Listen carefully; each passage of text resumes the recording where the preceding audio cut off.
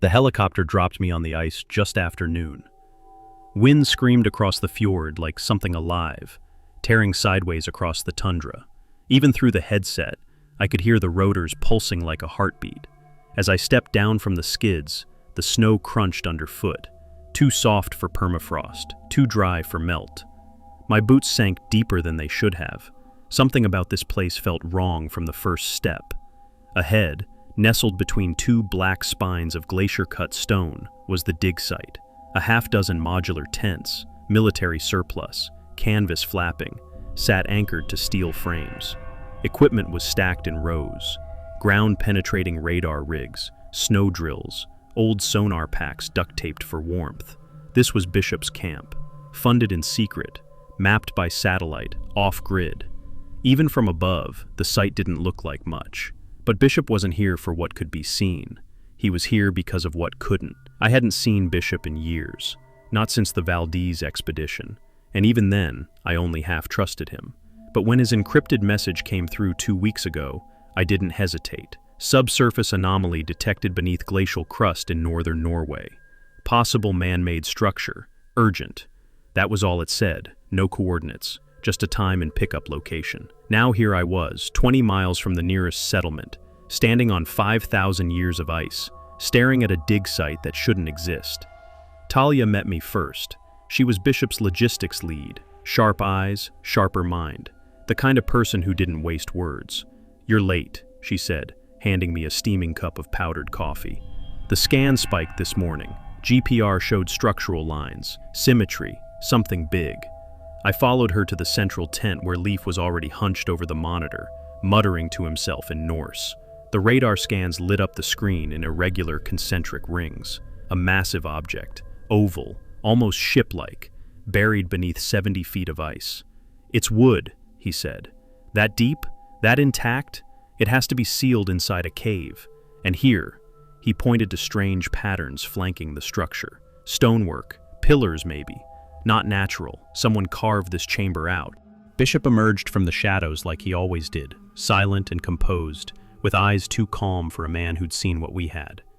"It's Viking," he said simply, "and it's untouched." He slid a photo onto the table, a blurred sonar image showing the curved prow of a longship, preserved in frozen silence. "This isn't a burial mound," he added. "It's a prison. Look at the containment ring." Around the longship was a hexagonal pattern carved into the earth, angular trenches like chains etched in stone. It wasn't architecture, it was ritual. I stared at the photo, unease prickling the base of my skull. A Viking ship sealed inside a glacier, surrounded by runes meant to bind. Outside, the wind shifted. Talia's equipment spiked again, audio sensors screaming with a high-pitched burst. No one spoke. We played the recording back twice. On the third loop, we heard something under the static. A voice. Just one word. Betrayer. By nightfall, we'd begun drilling. We opened the coffin the next morning. 3 heat guns, 2 crowbars, and a blowtorch finally cracked the black lid. It groaned like a vault under pressure, releasing a gust of air so foul it made the entire team stagger. But it wasn't rot or mold. It was something older. The air smelled like a forgotten oath. Inside was the body, perfectly preserved, almost unnaturally so. The skin was gray, taut, and waxy. No decay. His chest was bare, arms crossed over a double-headed axe. Norse tattoos coiled down both forearms. Wolves, ships, runes curling into flame. But the face had no eyes, just hollow sockets scorched black. And the mouth had been stitched shut with sinew thread, a jagged X knotted tight across the lips. Talia whispered, "Why stitch a dead man's mouth shut?" Leif didn't look up from the rim of the coffin where runes had been carved. To keep the soul from screaming. We should have sealed it back up then and there. But Bishop was already reaching inside. He lifted the axe from the body's chest with both hands, reverent and quiet, as if he'd found a relic he'd been chasing his whole life. "Bronze core," he muttered. "Edge forged in folded iron. No corrosion. Pre-11th century. Maybe older." Leif stepped back. "Don't touch anything else." But Bishop wasn't listening. He never did. Then we noticed something else. The map. The scroll we found with the skeletons the day before. It had changed. Ink had bled across the parchment overnight. A new tunnel had appeared, branching from the rear of the chamber, carved in darker lines, curving downward into the glacier. At the end of the new path was a symbol, 3 eyes arranged in a triangle. Beneath that, scrawled in rough Old Norse, "The mouth is not the end." Bishop was already packing gear. "We're going in." The tunnel was no natural formation. It had been carved, either melted with ancient tools or burned through the ice with precision. The walls were glassy smooth, the frost peeled into streaks. Despite the sub-zero surface temperatures, the deeper we went, the warmer it got. The air felt denser. Talia's camera kept glitching. Once it caught a single corrupted frame, me in the foreground and just behind me, my face again, watching. She didn't show me the footage. 30 minutes in, we found the second chamber. It wasn't a dome like the first. This was a hall, carved stone walls flanked by narrow pillars that jutted from the ice like ribs. The floor was half buried in drift, but scattered among the snow were signs of a Viking horde. Stacked silver coins, a split gilded helmet, a torn banner bearing the same triangle symbol. Bones, too, dozens. Some arranged with care, 4 full skeletons in ancient Norse armor, and 1 more, in a modern parka. No boots, no face, just a camcorder frozen to his chest. Bishop powered it on using a spare battery pack. The footage was corrupted, but watchable. A team, 5, maybe 6, entered the same tunnel, laughing and filming, exploring. But over time, they stopped speaking. Then, they began to turn on each other. No fighting, no blood, just silence and subtle changes. One by one, they forgot who they were, or thought someone else had taken their place. The last shot showed the cameraman turning the lens toward himself. He held up a torn photo of a wife and child, then whispered, "Don't trust the ones who talk. They speak in your voice." Bishop didn't say anything. He dropped the camcorder and walked on. At the far end of the hall was a massive circular stone door, etched in overlapping rings of runes. The center bore the same 3-eyed triangle symbol, now cracked down the middle. Leaf approached and pressed his gloved hand against it. The door hissed, then opened. Beyond it was a vault unlike anything we'd seen. A circular chamber, impossibly large. Torches lined the perimeter, and though untouched for centuries, they burned with a faint blue flame. At the center was a pit, and around it, 12 statues, robed and faceless, all with hands extended toward the hole. In the pit, arranged in a downward spiral, were bones, hundreds of them. At the very bottom, barely visible beneath a layer of frost, was another coffin, larger than the first. This one was bound in thick iron bands bolted from the inside. Talia screamed. On the wall behind us, someone had scratched new words into the stone. Fresh, still wet, still red. Only the false may leave. We turned. One of Bishop's men was gone. No sound, no struggle, just gone. And something else had taken his place. A shadow at the edge of the torchlight. Still, watching. Wearing his coat, but moving wrong. It lifted its hand. I lifted mine. It copied me, half a second too late. Like a reflection trying to remember how to be real. We backed out fast, too fast. One of the crew tripped a wire, an ancient booby trap. A rusted blade fell from the ceiling and split him open from collarbone to hip. Blood hit the ice and sizzled like acid. The mimic didn't move, just watched us go. We sealed the stone door behind us, but we didn't re-seal the first coffin. And when I checked the map again, there was another change. A second line, this one looping toward the surface.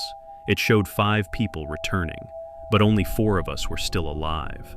We made it back to camp just after midnight. The lights were on, but no one came out.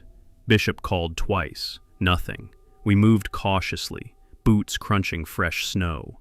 Everything looked untouched at first. The generator still hummed. The drone sat in its charger. The camp lights glowed through the fog. But the tents were wrong. One had its flap torn straight down the middle, as if something had forced its way out. Another was zipped tightly from the inside. Talia was the first to spot them. Footprints. Dozens of them. Human, but irregular. Some circling endlessly. others veering off toward the glacier. A few led nowhere. Dead ends, like whoever made them had vanished mid-step. Talia tried to radio base. "This is field team. We're back." Then she stopped. Her voice came through the headset again, word for word, same cadence, same breath. "This is field team. We're back." Then laughter.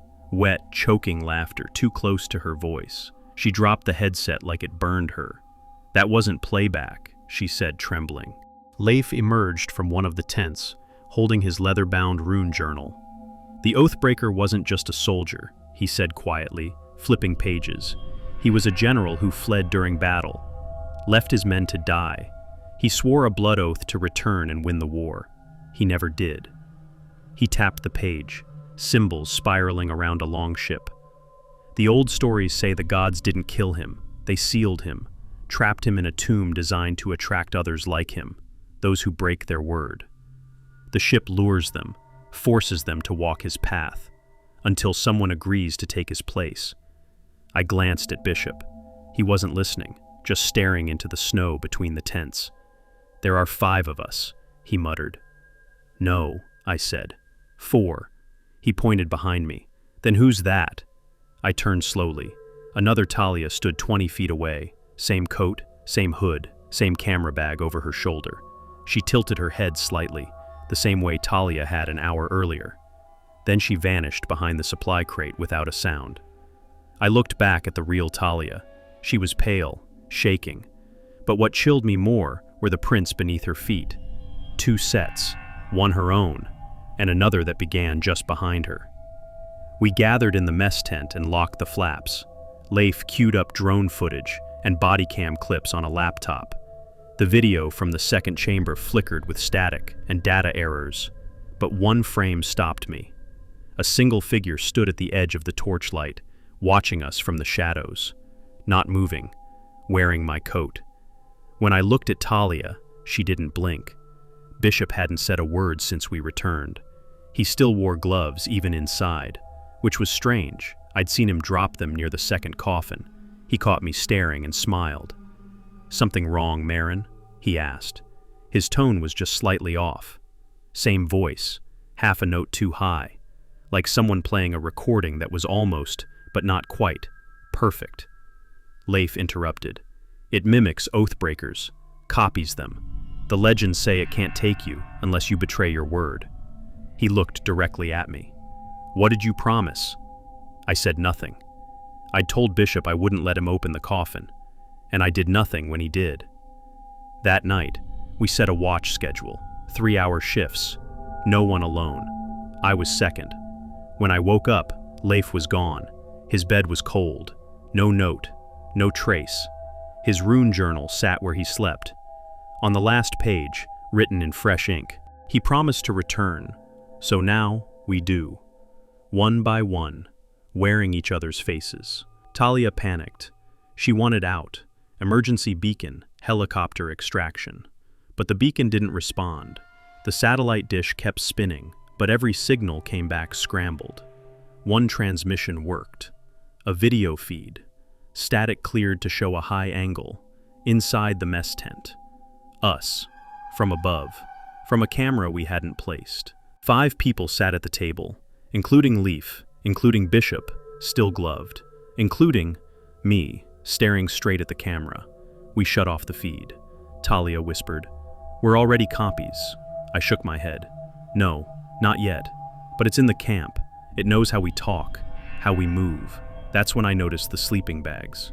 There were only 3 now. One zipped shut. I opened it. Inside was a parka, gloves, and boots. No person, just a folded piece of paper. On it, "He who walks in another's skin must be worn in return." The generator flickered. A shape passed outside the tent walls. Too quick, too fluid. No footsteps, no sound. That night, I didn't sleep. I pretended to. Watched the others. In the reflection of my watch face, I saw Talia blink. Then again. But not quite right. Too slow, like she was learning how to blink, one eyelid at a time. I never said anything. If she was still Talia, it would break her. If she wasn't, it wouldn't matter. Bishop came to me just before dawn. He held out the Oathbreaker's axe. It looked different now, newer, sharper. The runes on the haft glowed faintly, like coals. He said nothing, just dropped it at my feet and walked into the dark. We followed his trail later that morning. It looped back and forth, deeper into the glacier, then stopped. No body, no blood, just one final set of prints, leading straight back to the tomb. He had gone to take someone's place.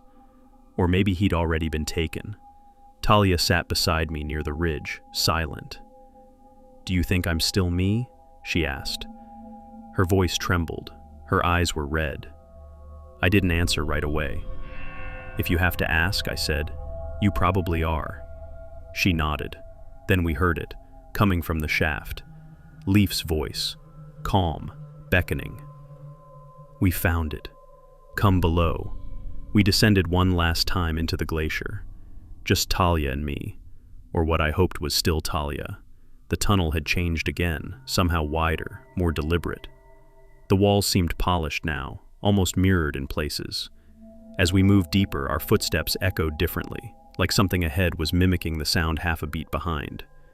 We passed the vault of statues again, only this time there were 11. The 12th statue was gone. I didn't say anything, neither did she. We reached the spiral pit. The coffin below was still sealed shut with thick iron bands, but above it, something had been scratched freshly into the stone. Scratches too shallow for a blade, more like torn with nails. It read, "The seal fails when the mirror cracks." I moved closer to the edge and saw something partially buried beneath the frost. Bishop's boot, still laced, still attached to something. I knelt and swept the ice back. His face stared up at me, frozen mid-scream. But then I saw another bishop, upright, walking slowly along the edge of the pit, his back turned to us. Talia reached for her camera. The figure stopped. It turned slightly, and we saw it in the blue light. Arms too long, neck just slightly off-center, eyes reflecting nothing. When it spoke, it used my voice. "The seal doesn't matter anymore. The vessel walks." We ran, but the path behind us was gone. The glacier had shifted, or something had sealed it. There was no way out, only down. The new passage sloped deeper than anything we'd mapped, into what felt like a designed space. Carved stairs, sharp corners, faint torchlight. At the bottom, we found the mirror room, a massive wall of pure ice, polished to glass. It had no door, no seams. But within it, countless reflections stared back. Ours, Leif's, Bishop's, even faces we didn't recognize. Some mirrored our movements, others moved on their own. Some wore our clothes, some smiled. Talia lifted her flashlight. The beam cut across the surface, and every reflection blinked in unison. I touched the wall. A fracture appeared, then spidered outward, cracking like a dropped wine glass. The mirror didn't shatter outward, it shattered inward. We were pulled through. We woke up in the tomb chamber, or a version of it. The ship was gone. No longboat, no runes, no torches, just cold stone. In the center, the original coffin, now open and empty, and a single helmet placed carefully on the floor. Talia filmed it, voice shaking. "This is the final recording of the Vorhaug dig team. If you find this, burn the map, seal the glacier. Do not listen to voices calling your name." She paused, then turned to me. "Don't trust anyone, not even me." We climbed the tunnel again. No interference, no mimicry. The sky was clear. The chopper was still there. I almost believed we'd made it out. The ride back was quiet. I sat across from Talia, but something gnawed at me. Her posture, her hands, they were too still. She didn't blink for over 6 minutes. Then she turned. "Hey, when we were kids, did you ever hear about the curse of the Ulfbjorn blade?" I blinked. "What? You told me once, said it was your favorite Viking myth." I stared at her. "I've never heard of it." She looked away, not confused, just recalibrating. That's when I knew. I didn't make it out with Talia. Something else had.